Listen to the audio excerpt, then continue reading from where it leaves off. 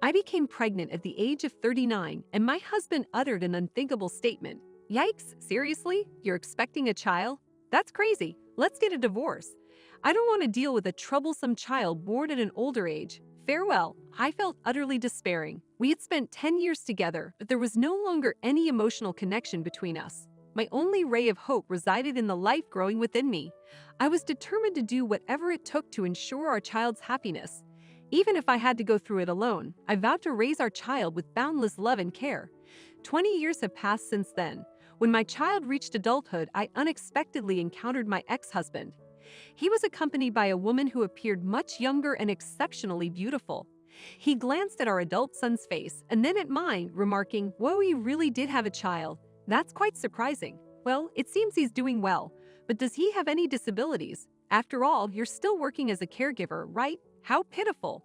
His hurtful, unchanging, abusive comments welled up my anger. But before I could slap him, I noticed the woman beside him turning pale. "Shut up. Stop talking now. Do you not know who he is?" I explained in frustration. "Huh? No," she replied. "My name is Mia. I'm a single mother of my son. Before my marriage, I had one simple dream, to have a happy family with a loving husband and children, perhaps two. I didn't wish for anything extravagant. I had led a fairly ordinary life, raised by my parents alongside my two older sisters. I didn't long for much. I simply yearned for the kind of happiness that comes naturally to women. My husband and I both tied the knot at the age of 29, following an office romance that led to his proposal. I was the more serious and stubborn one, while he was carefree and spontaneous. Despite our seemingly mismatched personalities, his spontaneity had been quite appealing to me at the time. He possessed qualities I lacked, and I was growing anxious about approaching my 30s. From meeting each other's families to the wedding and honeymoon, our early days together seemed picture perfect. I had been confident that my dream would come true, but reality had different plans. "Are you pregnant yet?" he asked me in our bedroom a few years into our marriage, which stung my heart. We had always been open to having children from the beginning. It wasn't just my dream. He too had been eager to start a family as soon as possible. While his remark about the impact on his career did concern me slightly, he seemed genuinely positive about it. We never missed a chance, even if the process felt a bit overwhelming at times. Yet there were no signs of conception, and doubt began to creep in. "Maybe there's something wrong with you," he said. "We should look into it properly." "Are you suggesting it's my fault?" I asked, my heart sinking at his vulgar words. At that point, we didn't know whose issue it was, but he had already decided it was mine. He blamed me for not conceiving like an average woman, which drove me to madness and neuroticism. I visited the hospital countless times, but the doctors couldn't pinpoint any obvious problem. Moreover, acting upon the advice that certain days were ideal for insemination made the whole process uncomfortable, leaving me feeling like a robot. John didn't seem to mind and showed little concern when I fell down after our attempts. During this period, he often used his busy work schedule as an excuse, becoming increasingly absent-minded when we were together. After enduring 10 years of marriage in this manner, a surprising twist occurred. I couldn't believe it. I was pregnant. The test results at the hospital left me astounded, finally granting me the long-cherished wish I'd held for over a decade. Initially, I couldn't think straight. It had been a decade in the making, with countless discouraging test results along the way. All those days of waiting and hoping had finally paid off, blessing me with the long-awaited gift of pregnancy. At 12 weeks pregnant, this was an irreplaceable treasure for me, and I couldn't contain my joy. I eagerly called John to share the news. "Listen, honey, I'm finally pregnant. We're going to have a baby." His response, however, took me aback. "Hold on, I'm in the middle of dealing with some work issues. Tell me when I get home." His stoic reaction left me questioning whether he cared about our pregnancy. I tried to rationalize that he was simply preoccupied with work, but I couldn't help but feel a sense of disappointment.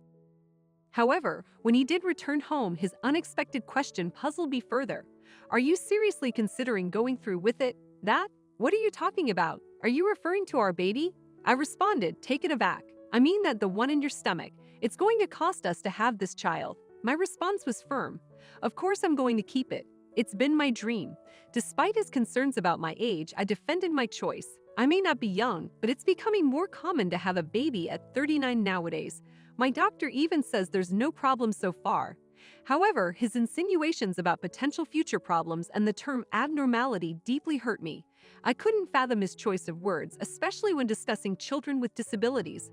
I responded sternly, emphasizing that we cannot choose what kind of child will be born and that I would love our child regardless.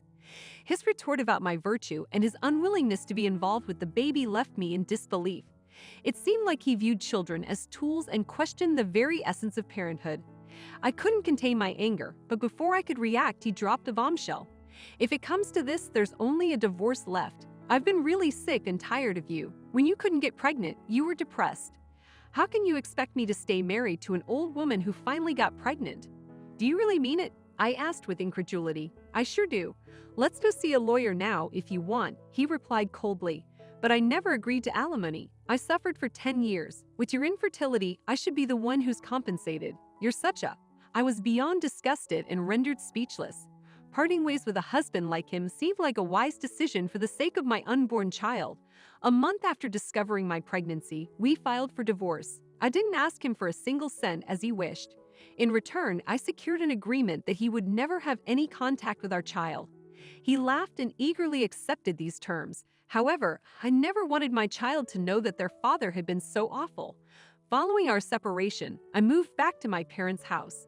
Both of my parents, well over 70 years old, welcomed me back with open arms after enduring such a terrible ordeal. Their warmth brought tears to my eyes as I clung to them, recounting the horrors I had experienced. Despite the pain, I promised myself to be strong. It was my duty as a mother. I vowed that no matter the circumstances surrounding my child's birth, we would find happiness together. Time passed, and 20 years after the divorce, my son Lily grew up without a hitch. John's concerns had been unfounded. Lily was born in perfect health. In fact, he exceeded my expectations. Academically, he excelled from a young age, and in athletics, he matched the best in his grade. What impressed me most was his humility. He never let his accomplishments go to his head. I cherished this quality, knowing that character mattered more than ability. In terms of education, he considered college, but his passion led him to opt for the workforce instead. While it disappointed me slightly, I decided to silently support his choices. Lily was determined, and I respected his independence. I told myself that if he ever faced challenges, I'd be there to catch him, although he had never needed that in the past. 2 years after he began working, we were out shopping together. My 20-year-old son was all grown up, and he intended to buy me a birthday present. His words touched my heart deeply, and I couldn't help but shed tears. I knew that growing up in a single-parent household must have come with its own difficulties, but he had grown up to be a genuinely happy and caring young man. His presence was the greatest gift of all. Suddenly, an unexpected voice pierced the moment. I turned to see John, still wearing that same smug smile after 20 years. Beside him was a young woman I didn't recognize. My initial shock turned into a mix of emotions. "You little bastard is still alive and well," I muttered under my breath, shivers running down my spine as soon as he saw Lily's face. "You haven't changed a bit," John retorted cheerfully. "You haven't seen me in 20 years. Why can't you try to be friendlier?" "I know you can't do that," I replied sharply, "which is why I left you. I have no recollection of being left by you. I was the one who gave up on you. That's why I've never reached out to you in 20 years. John's arrogance remained unchanged. "That's what's so dreary about you." "Well, I changed a lot since then. I have a new wife and a kid who's about to start college. You have a very young wife. Wonder how you fooled her." I sighed, trying to dismiss the conversation. "Don't be jealous, Mia. Can't help it. I'm popular, right? My wife, Maya, and I got married when she was 25. It was right after our divorce was finalized. So 19 years ago, I'm still thriving at night." I couldn't bear to hear any more of his boastful and vulgar remarks. "I don't want to know such nasty things. Remarry or whatever. Not my business. You've been irrelevant to us anyway," I replied firmly. John persisted, seemingly unrelenting. "Hey, don't be like that. I do sympathize with you. It must have been hard to raise him on your own. On top of it, that kid is a failure. Does he still need nursing? Or can he at least change his own diapers?" My patience was wearing thin, and I felt the urge to lash out at him.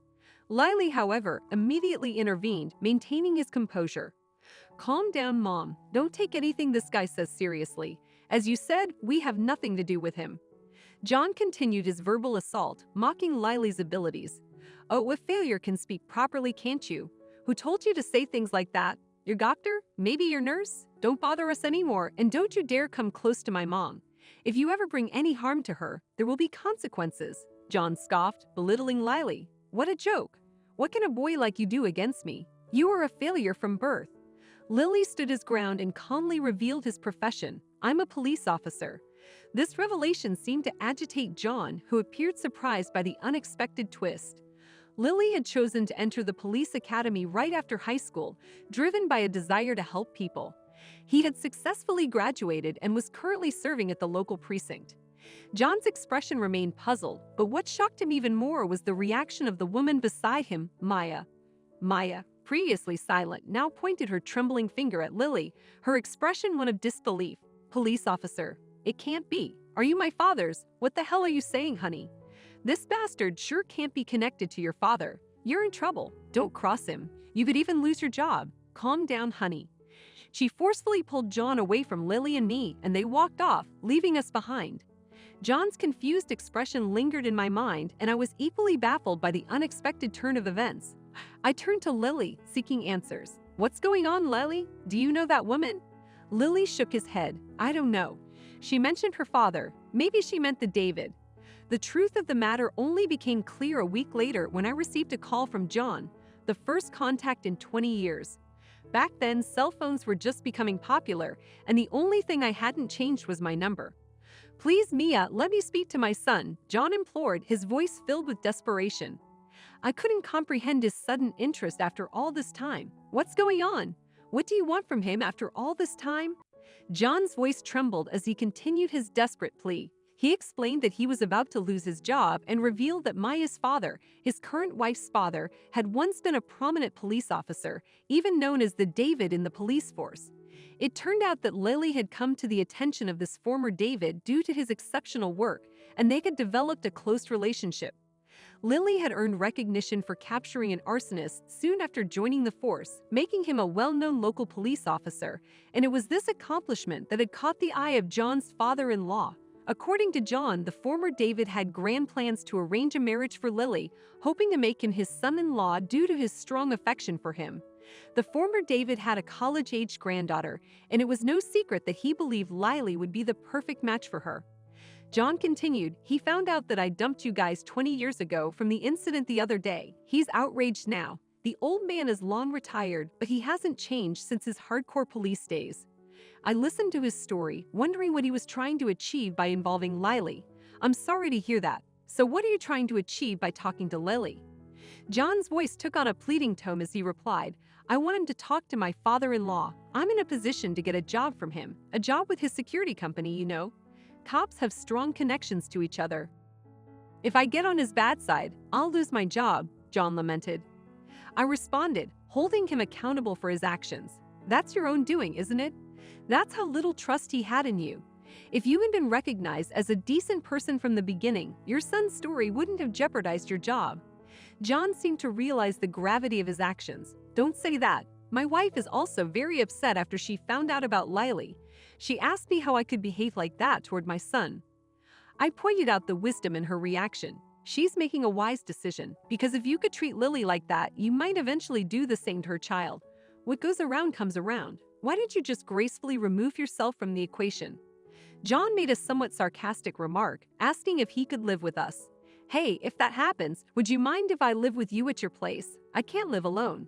It's too lonely to be alone in my old age. I'll take good care of Lily too. I firmly declined his request. Too bad, he will be fine without you. With that, I ended the call and turned off my phone, determined to ignore his future attempts to contact me. John had caused Lily and me a great deal of pain in the past, and it was only fair that he face the consequences of his actions. Even if his own family had cast him aside, we had no intention of coming to his rescue. I was confident that my son wouldn't want to help someone like him either. In time, I heard rumors that John had ended up on the streets, abandoned by his wife as well.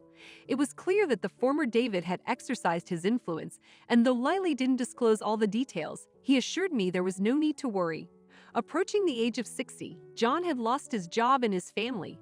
It was too late for him to regret not embracing my pregnancy with happiness back then. Lily and I were content with our lives, finding our own brand of happiness. My proud son continued to excel in his job, serving both people and society to the best of his ability.